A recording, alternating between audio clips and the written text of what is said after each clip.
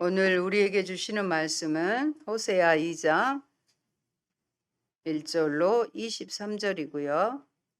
구약 성경 1257쪽이 되겠습니다. 9절까지 합독하도록 하겠습니다. 너희 형제에게는 암미라 하고 너희 자매에게는 로하마라 하라.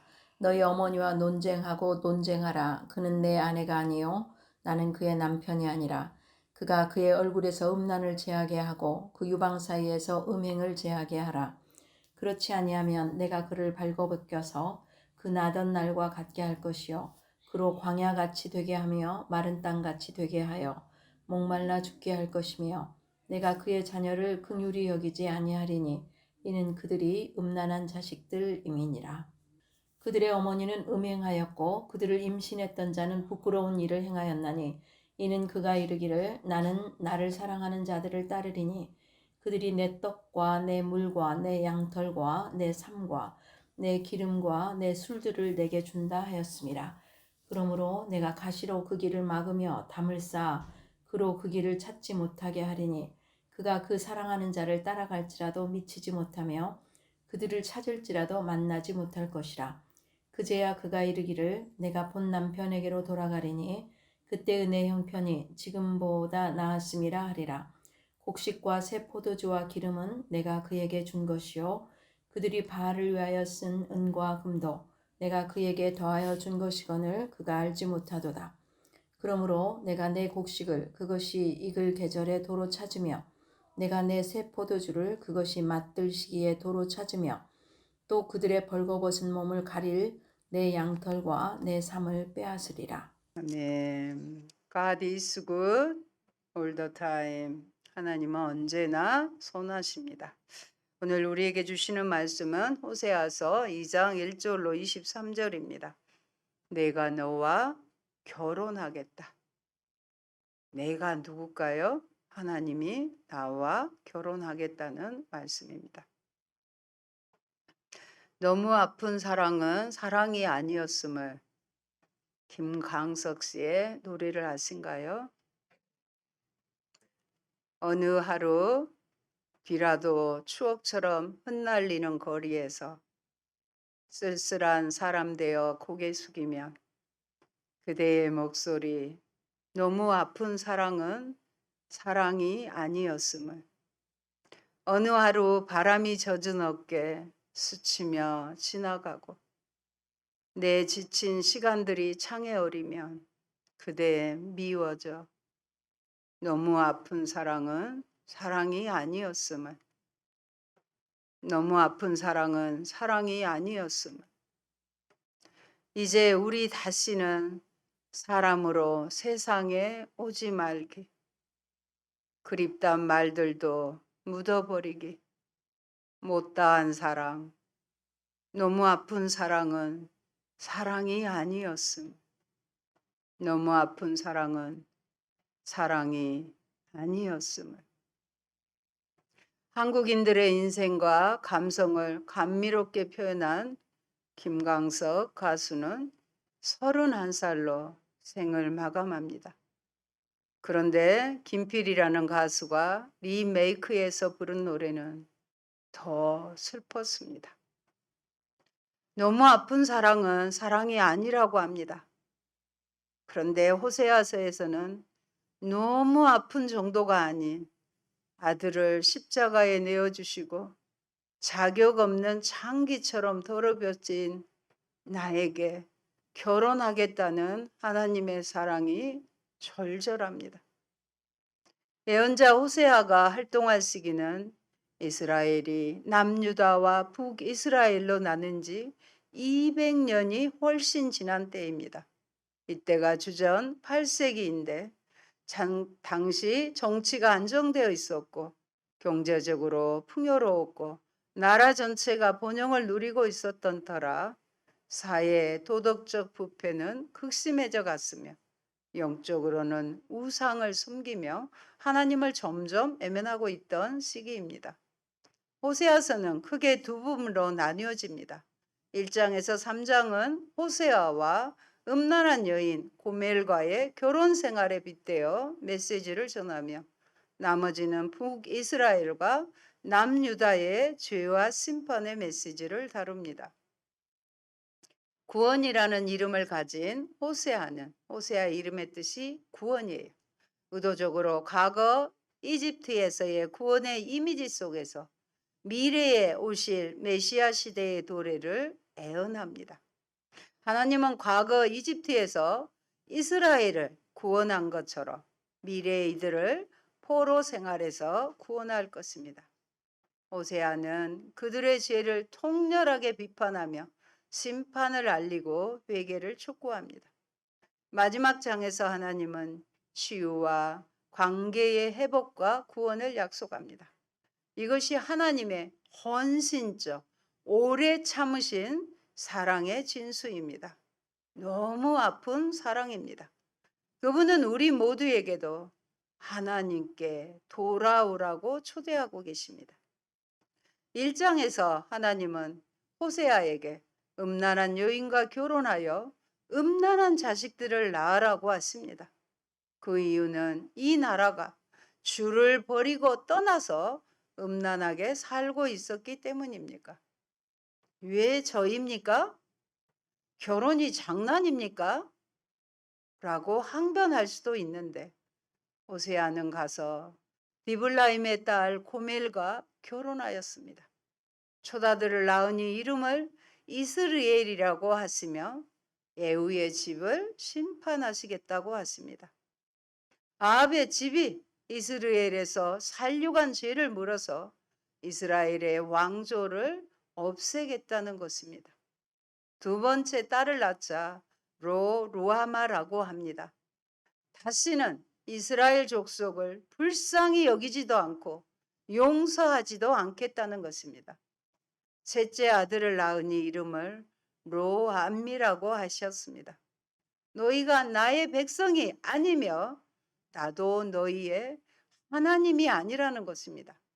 하나님은 이스라엘 백성들을 구원하사 출애굽 시키시고 언약을 맺으셨습니다. 그때 나는 너희의 하나님이 되고 너희는 나의 백성이라고 하셨는데 이제는 나의 백성이 아니라는 것입니다. 여기서 히브리어 로는 절대 부정어예요. 절대 부정어. 그래서 결코 멋멋이 아니다. 결코 그런 일은 있을 수 없다라는 뜻입니다. 그러나 이스라엘의 자손의 수가 바닷가의 모래처럼 많아질 때 사람들이 너희를 로암미라고 부른 땅에서 이제는 살아계신 하나님의 자녀라고 부를 것이라고 회복을, 미래를 약속하셨습니다.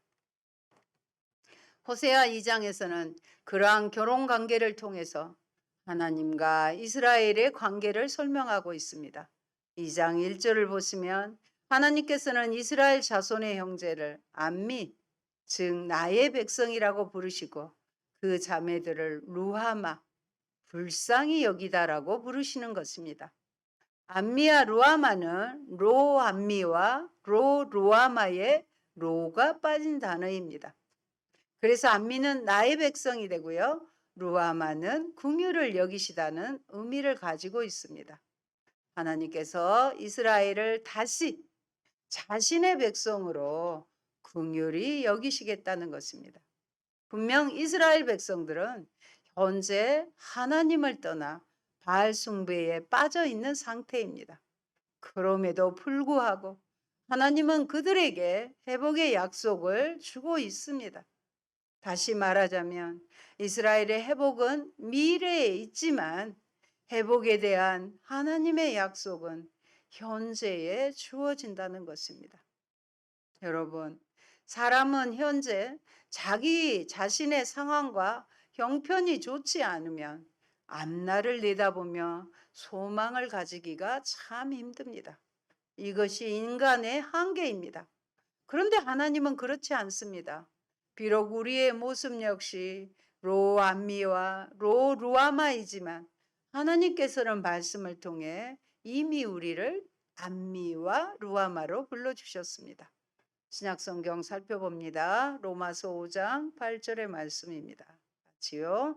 우리가 아직 죄인 되었을 때 그리스도께서 우리를 위하여 죽으심으로 하나님께서 우리에 대한 자기의 사랑을 확증하셨느니라. 하나님의 가슴 아픈 사랑이지요. 요한일서 4장 10절입니다. 사랑은 여기 있으니 우리가 하나님을 사랑한 것이 아니요 하나님이 우리를 사랑하사 우리 죄를 속하기 위하여 화목 제물로 그 아들을 보내셨음이라. 아멘. 그냥 사랑한 게 아니에요. 제물로 불에 태워서 드리는 화목 제물로 그 아들을 보내셨다는 것입니다. 우리가 아직 죄인 되었을 때 오늘의 본문의 말씀으로 하면 우리가 아직 로암미와 루아마였을 때 그리스도께서는 우리를 위하여 목숨을 내놓으시고 우리를 암미와 루아마로 불러주신 것입니다. 날마다 기막힌 새벽을 날기새를 운영하시는 김동원 목사님께서 설교 중에 질투하지 않는 것은 사랑이 아니다고 하셨습니다. 사랑한다면, 정말로 사랑한다면 질투하지 않을 수 없는 것입니다. 그러므로 성실하지 않는 고멜, 성실하지 않는 이스라엘을 고발합니다. 이제 나의 아내가 아니며 나는 그의 남편이 아니다. 그의 세욕을 지우고 음행의 자취를 지우라고 하십니다. 그가 낳은 자식들도 불쌍히 여기지 않겠다고 하나님은 질투하십니다. 5절에 그들의 어머니 이스라엘은 부끄러운 일을 하였습니다. 자신을 사랑하는 자들, 바로 남편이 아닌 남자들, 하나님이 아닌 우상들입니다. 이스라엘은 우상들이 자신의 필요를 채워줄 것이라고 착각하고 있었습니다. 그래서 하나님은 어떻게 하셨어요? 가시로 우상에게 가는 길을 막았어요. 가시로 막고요. 담을 쌓아 그 사랑하는 자를 찾아가지 못하게 하였습니다. 이스라엘이 아무리 우상을 찾더라도 찾지 못하고 곤비하여져서 피곤해져서 다시 본래의 남편 하나님을 찾게 되는 것입니다. 8절에는 남편의 속상한 마음, 하나님의 마음을 표현합니다. 바알에게 가져다 바친 것 모든 것 또한 누가 주셨어요? 하나님께서 주신 것인데 이스라엘은 그것조차 깨닫지 못한다는 것입니다. 그러므로 곡식이 익을 때에는 내가 준 그 곡식을 다시 빼앗고 포도주를 빼앗고 벗은 몸을 가리라고 준 양털과 모시도 빼앗겠다는 것입니다. 그들이 쫓던 우상 앞에서 우상이 아무것도 도와줄 수 없음을 보여주기 위해서 수치를 당하게 할 것입니다. 아무도 지켜주지 못하는 존재가 우상이라는 것입니다. 10절에 수치를 드러낸다는 표현은 포로로 끌려가는 것을 표현한 것입니다. 그들은 발가벗겨져서 포로로 끌려갔습니다. 그가 즐거워하는 모든 것과 온갖 잔치와 초하루와 안식일과 모든 절기의 모임들을 내가 이제는 끝장내겠다는 것입니다. 사랑하는 사람에게 받은 포도나무와 무화과 나무들을 모조리 이제는 망쳐놓고 숲풀로 만들겠다고 하십니다. 바알들에게 분향하며 귀고리와 목걸이로 몸단장을 하고 사랑하는 자들을 쫓아다니면서 하나님을 잊어버린 그 세월만큼 그에게 벌을 내릴 것이라고 말씀하십니다. 이 말씀을 하나님은 용서하지만 벌은 죄에 대한 책임은 반드시 물으신다는 거 기억하시기 바랍니다. 여러분, 호세아와 고멜과의 결혼 관계는 이스라엘과 하나님과의 관계를 비유적으로 나타내고 있습니다. 13절의 말씀입니다. 부정한 여인이 남편의 보호를 받지 못하는 것처럼 이스라엘은 하나님의 보호를 받지 못해 결국은 아수르에게 멸망을 당합니다. 그러나 그것으로 끝난 것은 아닙니다. 너무 아픈 사랑을 경험하신 하나님께서 놀랍게도 이스라엘 백성들을 회복으로 이끄십니다. 14절과 15절이 이렇게 증거합니다. 그러므로 보라, 내가 그를 타일러 거친 들로 데리고 가서 말로 위로하고 거기서 비로소 그의 포도원을 그에게 주고 아골 골짜기로 소망의 문을 삼아 주리니 그가 거기서 응대하기를 어렸을 때와 애굽 땅에서 올라오던 날과 같이 하리라. 아멘. 어렸을 때, 초심일 때, 애굽 땅에서 막 구원을 받았을 때 올라오던 날과 같게 하겠다는 것입니다. 하나님은 이스라엘에게 물질적인 회복뿐만 아니라 아내된 이스라엘이 처음과 같이 하나님을 섬길 수 있도록 마음의 내적인 변화를 주신다고 말씀하시는 것입니다. 사실 우리 자신의 내적인 변화도 우리로 말미암는 것이 아니라 우리 안에 내주하시는, 우리 안에 계시는 성령님께서 우리의 속사람을 변화시키는 것입니다. 16절을 보면 그날에 네가 나를 내 남편이라 일컫고 다시는 내 바알이라 일컬지 아니하리라고 말씀합니다. 남편이라는 단어가 우상인 바알과 이름이 같습니다. 주인이라는 이름하고 같아요.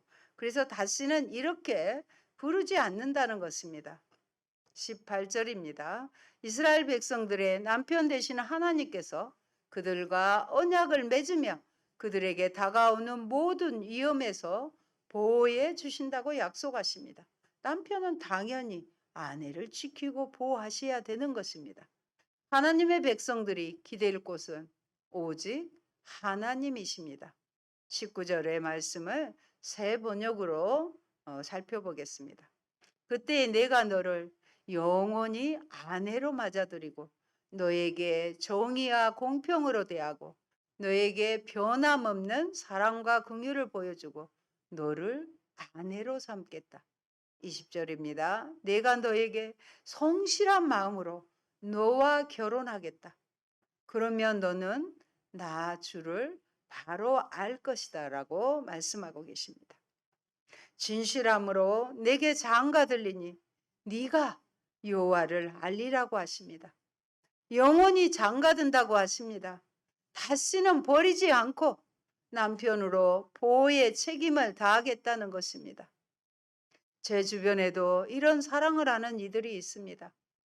이혼을 당해 혼자 아들을 키우고 있는 워킹맘에게 순수한 청년이 청혼을 하여 결혼을 하고 그 아들을 자기의 자녀로 삼아 자식을 가지지도 않고 살아가는 가정이 있습니다. 그 아내의 마음은 어떠할까요? 남편을 볼 때마다 고맙고 감사하고 주님처럼 생각하지 않을까요? 또 중증 장애인이 되어 몸 하나 가누지 못하는 자매를 건장한 청년이 업고 다니다 정이 들어 평생을 업고 다니겠다고 장가든 사연도 있습니다. 그 아내분은 예수님과 함께 살고 있지 않을까요? 그런데 주님이 자격 없는 더럽혀진 나에게 장가들겠다고 하십니다. 그것도 영원히 장가들어 남편으로 보호의 책임을 다하겠다고 하십니다. 이런 사랑을 여러분은 외면하시겠습니까? 저는 성경의 인물 중에서 막달라 마리아가 좋습니다. 7 귀신이 들렸고 가늠하다 현장에 붙잡힌 여인이라는 이야기도 있지만 예수님을 만나서 강건해지고 귀신이 떠나가고 잘못된 행실을 고치고 끝까지 십자가까지 아니 주님의 무덤에까지 가서 부활의 예수님을 만나지 않습니까? 저도 그 사랑을 알기에 끝까지 주님을 쫓아가는 자가 되기를 소망합니다. 여러분, 하나님을 안다는 것은 단순히 머리를 통해 지식을 얻는 것이 아니라 경험을 통해 몸으로 익힌 전인적인 깨달음을 말하는 것입니다. 나의 모습을 발견하고 자발적으로 사랑하고 순종하는 것입니다. 참다운 회복이란 마지막 날에 하나님의 백성들이 하나님이 어떤 분이신지를 바르게 고백하는 거예요.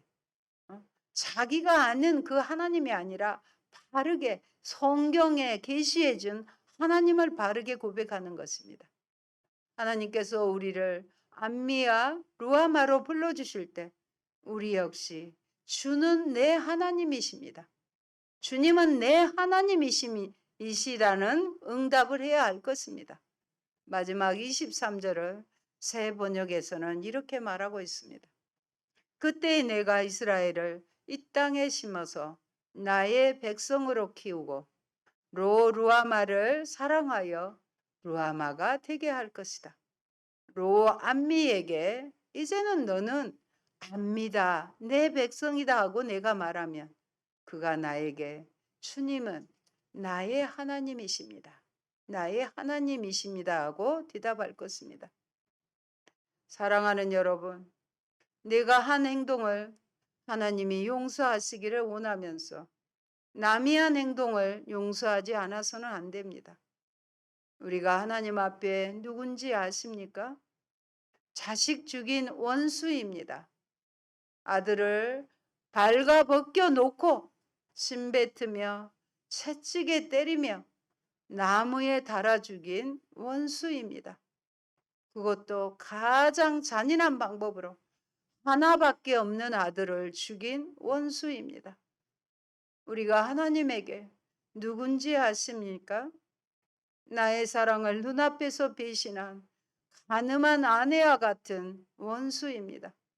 벌거벗어 음란하게 우상에게 몸을 판 고멜입니다. 그런데 자식 죽인 원수인 저와 여러분을 아들로 삼고 아버지가 되어 주셨습니다. 음란한 고멜인 저와 여러분을 아내로 삼고 남편이 되어 주셨습니다. 그런데 말입니다.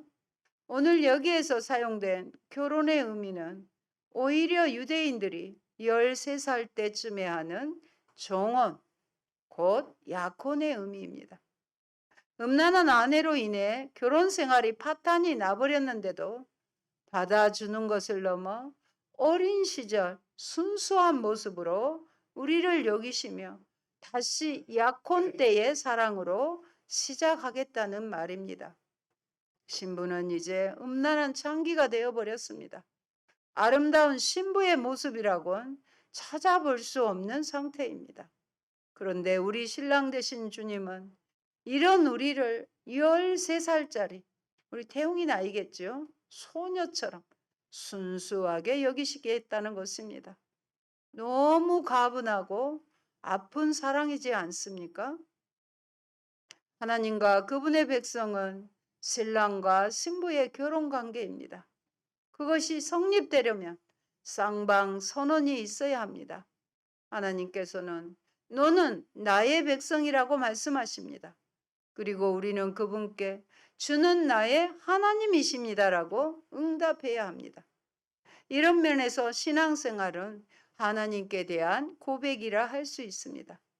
우리가 섬기는 교회 안에서 봉사하고 헌금하고 하는 모든 것들이 의무감이나 의식적인 행동에서 나오는 게 아니라 하나님께 대한 고백이 되어야 하는 것입니다. 그래서 11조도 신앙의 고백이죠. 모든 것이 하나님의 것입니다. 모든 것이 주께로부터 왔습니다는 신앙의 고백입니다. 주는 나의 하나님이십니다라고 마음속에서 나오는 진한, 아주 진한 고백이 되어야 하는 것입니다. 그렇다면 우리는 이제 그 사랑을 해야 합니다. 삶의 한 조각이라도 그분의 사랑을 닮아가야 합니다. 이 말은 자식 죽인 원수를 사랑하라는 것입니다. 손양원 목사님은 그 사랑을 해냈지요. 자식 두 아들을 죽인 원수를 양아들로 삼았습니다. 그렇게 사랑하라는 것입니다. 이 말은 내 사랑을 배신하고 가늠한, 외도한 배우자를 사랑하라는 말입니다.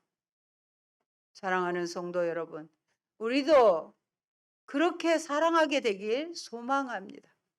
회개하고 돌아오지 않아도 원수 같은 인생이라 할지라도 이제 절대 회복할 수 없을 것이라고 완전히 포기했다 할지라도 다시 첫사랑이 시작될 것을 소망하는 일, 그것이 우리의 사랑인 줄 믿습니다. 우리는 음란한 신부였습니다. 하지만 그 은혜와 사랑으로 구속받았다면 신랑 되신 우리 주님 다시 오실 때에는 순결한 신부로 준비되어야 할 줄 믿습니다. 우리 주님 하늘 영광으로 이 땅에 다시 오실 때 우리는 마지막 혼인 잔치를 시작하게 될 것입니다. 그때에는 신랑 되신 주님이 하신 아픈 사랑처럼 우리도 아픈 사랑을 통해 진실로 신랑을 맞이할 준비가 된 신부들이 되었으면 합니다. 그러므로 누군가 나를 먼저 사랑하기 전에, 용서를 구하기 전에 내가 먼저 사랑하고 내가 먼저 용서하는 것, 그렇게 주님 닮아가는 우리가 되기를 빕니다. 그래서 한없이 사랑스러운 주님의 신부가 되십시다. 아멘. 좋으신 아버지, 호세아서의 말씀을 보면 너무나 가슴이 먹먹합니다. 하나님은 이런 분이십니다. 음란한 여인이 자식을 3명이나 낳고도 다시 사랑하는 자에게 되돌아가는 고멜과 같은 저희를 하나님 여전히 사랑하겠다고 포기하지 아니하시고 질투하시며 우리에게 주신 것들을 다 빼앗아라도 네가 그렇게 좋아했던 우상이 너를 지키지도 못하고 아무런 것도 주지 못하는 존재임을 깨닫게 하고 남편 되시는 하나님께 돌아오라고 오늘 또 말씀해 주시니 감사합니다. 내 아들까지 죽인 원수된 나였습니다. 나를 사랑하시는 그 아픈 사랑을 우리도 깨닫게 하시고 이제는 우리도 돌이켜 주님만을 사랑하며 그 아픈 사랑을 하시는 주님을 닮아가는 저희가 되게 하여 주옵소서. 아무 소망도 없고 변화될 것도 같지 않고 아무런 희망도 가질 수 없는 그러한 형편과 상황이라 할지라도 우리 주님을 기억하면서 우리 주님이 나를 다시 첫사랑으로 맞아주신 것처럼 우리도 다른 이들을 품고 나아가는 우리 또한 아픈 사랑을 할 수 있는 그런 자들로 성숙시켜 주옵소서. 예수님 이름으로 기도합니다. 아멘.